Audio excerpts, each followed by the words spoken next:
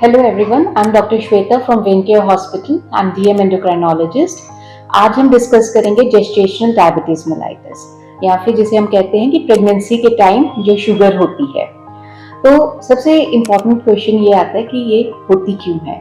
तो जैसे हर time diabetes इसीलिए होती है कि जब हमारी बॉडी को हर सेल को ग्लूकोज चाहिए होता है काम करने के लिए। जब ये शुगर लेवल्स बढ़ने लग जाते हैं, जो शुगर को सेल के अंदर जाने के लिए इंसुलिन चाहिए होता है। जब किसी कारणवश इंसुलिन की कमी होती है या इंसुलिन अच्छे से काम नहीं करती है तो डायबिटीज हो जाती है। उसी तरह जब प्रेगनेंसी में क्योंकि जो इंसुलिन की रिक्वायरमेंट बहुत ज्यादा बढ़ जाती है तो जो इंसुलिन की स्लाइटली डेफिशिएंसी होने लग जाती है, जिसकी वजह से जो जेस्टेशनल डायबिटीज हो जाती है। तो कौन से ऐसे पेशेंट्स हैं, जो कौन सी ऐसी महिलाएं हैं जिनको इस चीज का ज्यादा जेस्टेशनल डायबिटीज मेलाइटिस ज्यादा रिस्क पे होती है? क्या हर औरत को ही प्रेगनेंसी के टाइम डायबिटीज हो सकती है? तो इसमें जो औरतों का वेट ज्यादा है या फैमिली हिस्ट्री डायबिटीज की है या उनके जो पहले कभी उनको प्रेगनेंसी में शुगर हुई है या फिर आपका वेट बहुत ज्यादा है तो फैमिली हिस्ट्री है, तो उसमें ये डायबिटीज का रिस्क बढ़ जाता होता है।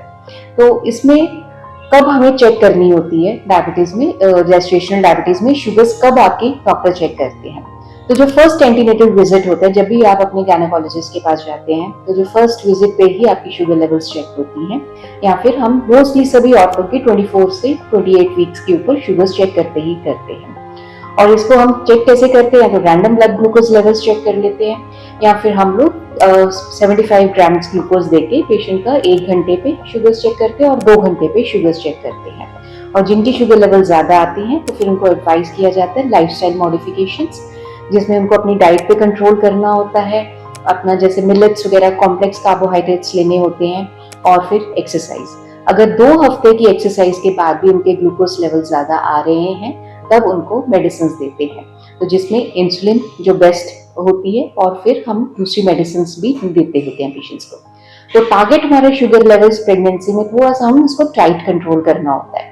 तो इसमें अगर हमें चाहिए कि चाहे आप लाइफस्टाइल मॉडिफिकेशन पे हो या फिर आप जो पेशेंट है अपनी मेडिसिन ले रहा है, जैसे इंसुलिन ले रहे हैं या पेशेंट मेटफॉर्मिन ले रहा है, तो उसपे उसकी ब्लड ग्लूकोज लेवल्स जो खाली पेट है वो 80 से 90 तक होनी चाहिए, और जो खाना खाने के 2 घंटे पे है उसकी 120 से नीचे रहनी चाहिए, और 1 घंटे पे 140 से नीचे उसकी शुगर लेवल्स होनी चाहिए।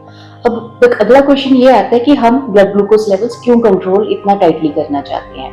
क्योंकि अगर ग्लूकोज लेवल्स ज्यादा लेवल्स रहते हैं तो प्रॉब्लम, बच्चे का साइज बड़ा हो सकता है, बेबी का वेट ज्यादा हो सकता है, तो उसकी वजह से नॉर्मल डिलीवरी में प्रॉब्लम आ सकती है। तो ज्यादातर फिर ये पेशेंट्स, अगर बेबी का ज्यादा वेट है तो सिजेरियन के लिए एडवाइस कर दिया जाता है।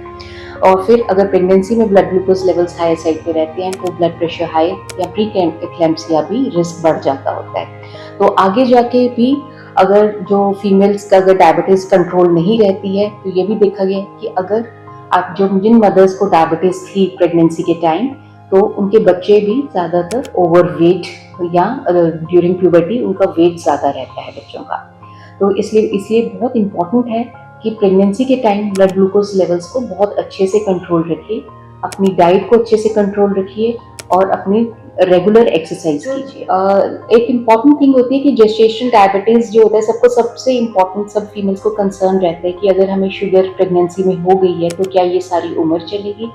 ज्यादातर जब आफ्टर डिलीवरी डायबिटीज ये चली जाती है, रिवर्स हो जाती है, लेकिन कुछ लोगों में अगर हम अपना खाने पीने का ध्यान नहीं रखते हैं तो चांसेस यही रहते हैं कि 30% चांसेस होते हैं कि पहले 1 साल के बाद भी डायबिटीज आ सकती है।